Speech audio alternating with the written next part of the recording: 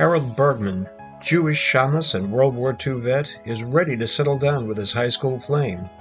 When a society lady offers a job too simple, Harold winds up neck deep in a 25-year-old murder tied to a dead gangster and secrets no one wants unearthed.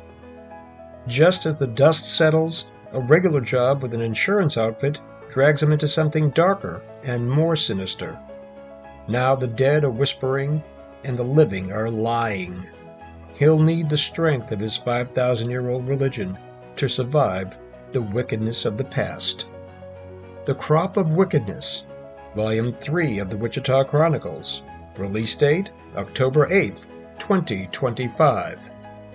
The past has come to harvest.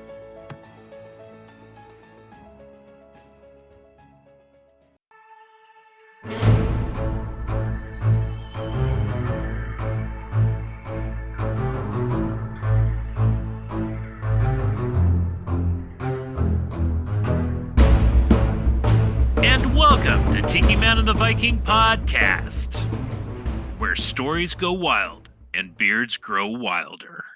He is Tiki Man. I'm H.B. Burlow. I write historical crime fiction, and I've written the Ark City Confidential Chronicles and the Wichita Chronicles with the latest book, The Crop of Wickedness. And he is the Viking. I am William Bryan Johnson, author of Hell to Pay, The Dark Cry of Aristid, and Middle-Aged Man in a Trash Can.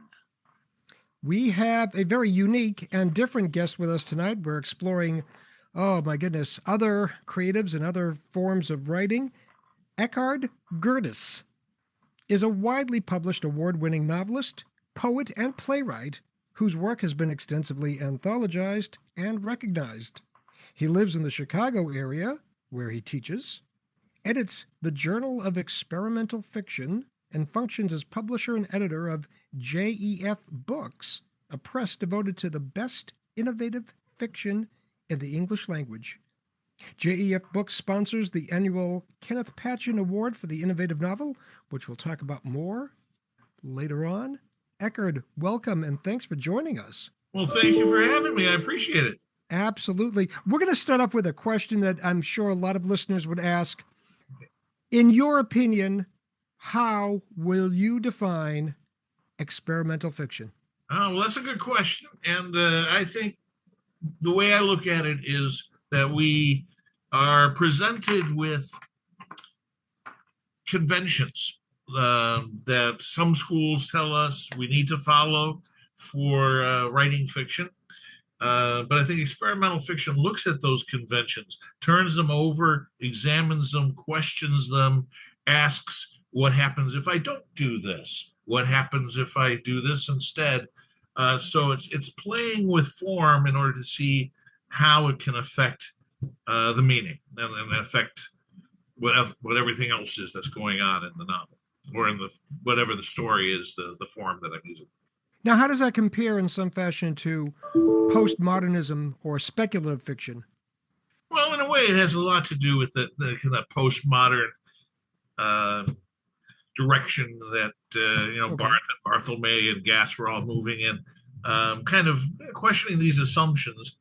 I think I definitely come out of that tradition. Okay. So that was the inspiration for you then? Yes, actually, the first book I think that probably inspired me to move in this direction was Richard Brautigan's In Watermelon Sugar. Wow, And when I read that just opened up all sorts of possibilities for me. And then a science fiction novel by Michael Moorcock called The Black Corridor that also played with form and did some typographical experimentation. And I thought, oh, this is interesting. I've never seen anything like this. Yeah, and Moorcock wrote Elric. Right. Yep. Elric, but also did some real interesting sci-fi. I know the fantasy series was his bread and butter, but the sci-fi books were fascinating. Black Corridor, Behold the Man, which he won the Nebula for.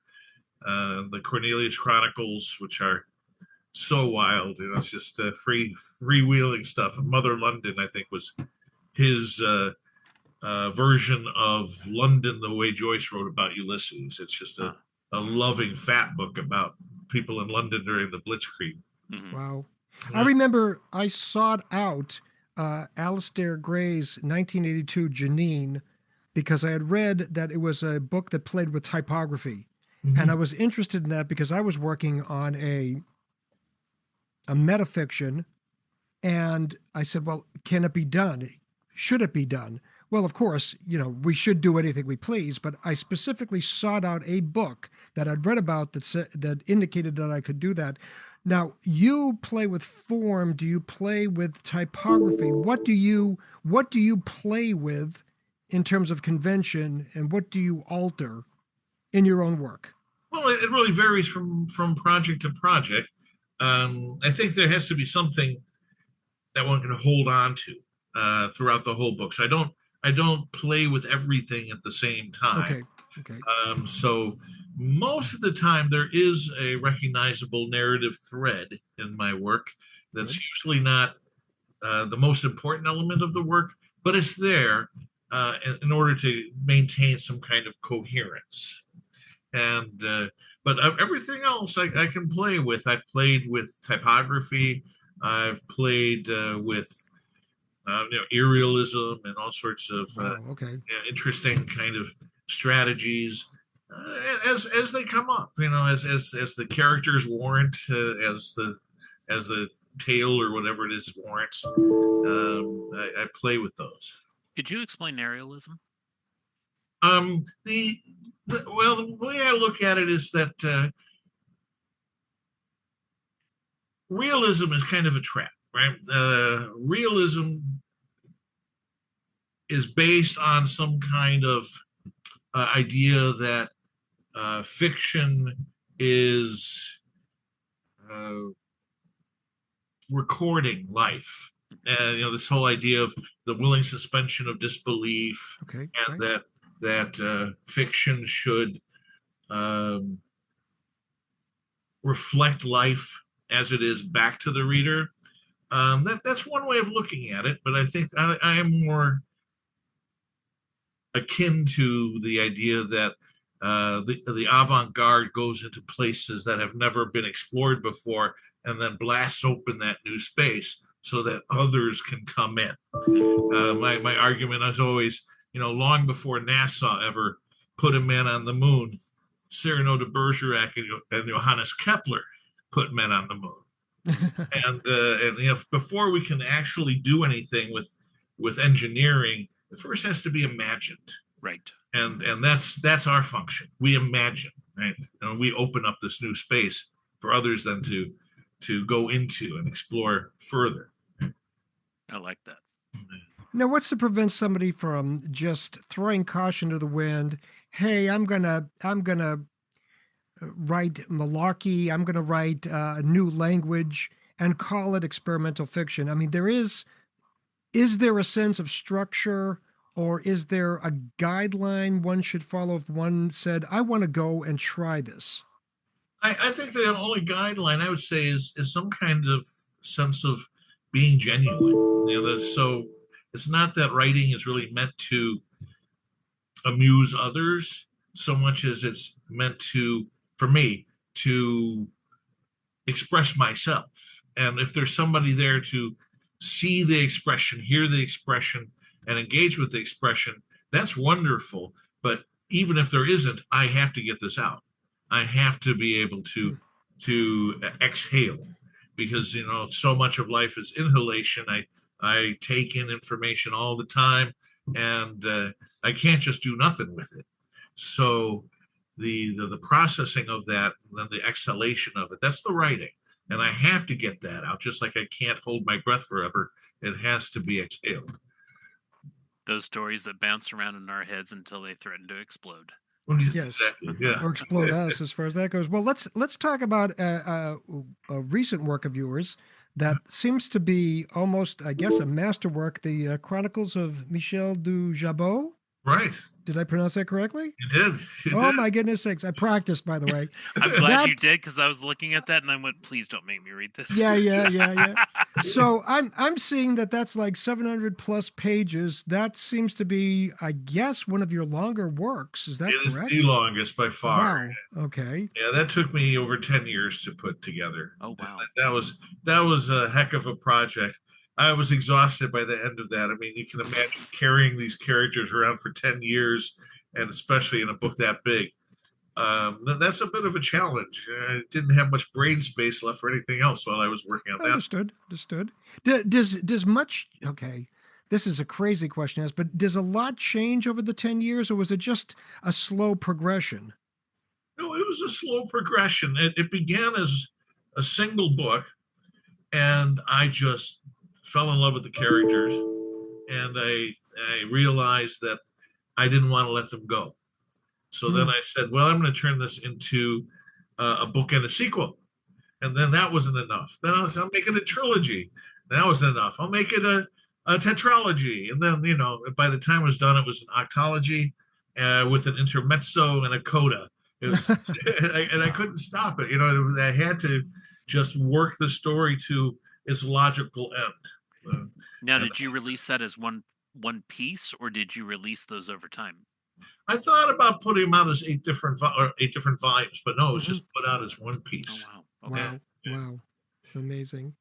So how long of a period of time did you take between that prodigious effort and going and working on something else? Or did you just return to JEF and edit? Well, I was doing Jeff all the time, so that was not the problem. But after the long novel, I took a hiatus from writing short, and I knew, boy, I didn't have another 10 years for another book in me. It was like so exhausting.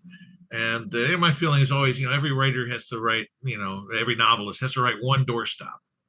And I got my doorstop out of the way. And I went back to shorter forms. I went back to actually flash fictions, and I put together a novel in flash fiction form, and that was liberating because it liberated me from this massive, overwhelming project that I had been working on for so long. It was refreshing to do something different. Makes sense to do that. You break away and you change. It's almost like going from historical crime fiction, saying, "Hey, I want to write young adult at this point," and just try something as well. And then you can see new ways of thinking and putting writing together as you're exploring that. And I think that's the exciting part. I was looking at some of your previous works. My Landlady, the Lobotomist, which I love the title of that. The Pissers Theater, which I will read at some point, and then the Sylvia Plath Cookbook. Which that began. Of course, there's a kind of a dark joke behind that, right? What's the Sylvia Plath Cookbook? Open oven, insert head, right? Mm-hmm. But it was from the point of view of somebody who was obsessed with Sylvia Plath and deeply enamored with her writing, and studied her. So all of the references in that book to foods, those are all foods that she mentioned in her poetry and in her novel. Oh, wow, okay. Everything about clothing, all the clothing in the novel is something that she mentioned. It's actually a long short story, probably more of a novella. But it was interesting. I got some interesting blowback on that from a Plath scholar who said, "I hate this kind of stuff, people taking Sylvia Plath like this." And I thought, well, wait a second. Here's a scholar who has dedicated his entire professional career to Plath, and I've just done one little book. Now, who really is the barnacle here? Yeah, absolutely. Tell me you sent an autographed picture or something after that. Well, could you tell us? This is a little tongue-in-cheek, and I'm sure you'll explain this. But can you tell us about your collaboration with another writer named Apollo Camembert? Oh, well, that's me. There we go. So that's my pseudonym. I realized I was kind of moving in a kind of a different direction in my writing, maybe a little darker than it had been before. So at a Pissers Theater started moving in that direction. But then I thought, well, I have this other book and I'm working on The Isolate, that really is kind of a dark book. And I thought this is a good time to do a new nom de plume, so that I can kind of have that kind of darker fiction under a different name. Not that I'm hiding it, because it says right on the book, it's just the brainchild of Eckhard Gerdes. Right. But just to differentiate it from my others. Well, it seems the synopsis doesn't seem as dark. I mean, a person who's fed up with the world and just isolates themselves and goes and becomes a hermit. What aspect, without obviously revealing too much, what aspect of it is darker than the synopsis would make it appear? It's the intrusions, the outside world intruding in sometimes very hostile ways. And the character's trying to protect his little bubble there, but he can't, because there are cracks in the walls, and the external world keeps creeping in, despite his best efforts. So eventually he's driven out of his own home by these external forces. Wow. When you write, do you do writing at a certain time of day? Do you write for a certain amount of time, or is it just kind of when it hits you? Kind of when it hits me, though. I do like to carve out chunks of time. When I have time, I like to spend 2-3 hours, but the time of day doesn't really make a difference for me anymore. When I had a young family I was raising, most of my creative time was in the wee hours early in the morning, before everybody else was up. That was the only quiet time in the house, and so I made use of that. I found that was easier than late at night when I'd been up all day, because then I was exhausted, and my ideas weren't always that clear. So I like morning time usually. Good. There is a thread in this podcast. I see that you're an educator. What do you teach? English. Okay. Yeah. What do you teach through? I teach through Indiana University Northwest and the Elgin Community College, adjunct at 2 different schools. And I noticed you had a book called, was it How to Read? How to Read, yeah. So what's one of your gems from that? Because the interesting thing is, in Kansas, where I'm at right now, we are being taught how to teach reading, which is amazing, because I have an elementary license and they are teaching me how to teach reading again. So and what's some of your gems from the book? Well, I approached that book kind of more as it's more of a guide for writing than for reading, though it's called How to Read. But my premise is that writing a story in a linear way from beginning to end chronologically, that's one way. That's one way of going about it. But I traced 81 different ways one can construct a story. So, radially kind of spiraling the story in from outside and Hero's journey backwards, or, there's all sorts of different strategies we can use. And so why do we always adhere to this linear chronology when we have 80 other possibilities? Yeah. Do you think it's because people are afraid, writers are afraid to take the chance? I want to get my book published, and there are a lot of publishers and small presses out there, and I've got to do it this way because this is what's acceptable. Do you think people turn toward experimental fiction and alternate structures after they've had a handle on writing, or do you find people just jumping into experimental fiction? I think it depends on the individual and what you've been, exposed to and raised with. So if you've been raised with different types of texts and have seen different people doing all sorts of different things, then to proclaim your ground, put your flag down and say, well, this is space that I'm claiming, that seems more natural. But if all you've seen is, James Patterson and Janet Daly, then naturally you're going to think, well, I should write like James Patterson and Janet Daly. So I think it has a lot to do with how much one is exposed to, especially in a younger age. If you're given the opportunity to kind of explore, libraries, if they still will exist in a few years, hopefully. Then I grew up in a library. I mean, my father even used to say our home was a library with sleeping privileges, because he had books everywhere, books over the doors, books in the bathroom. There were Right, shelves right. in every single place. Yep. And so I just grew up loving these objects. And when he went to teach, he taught at a seminary in Evanston. I would tag along with him and go over to the Northwestern University Library. He would bring me in because he had faculty access, and then I just spend the day there, and I would just love it. That was heaven to me, just to be able to be in the library with millions of books. It was just beautiful. We all have great long beards, but ultimately we're all Bell in our hearts. Yeah. Dewey Decimal System was more significant to me than geometry. I love that. I miss those card catalogs. Stay tuned for part 2 of our interview with Eckhard Gerdes, coming soon.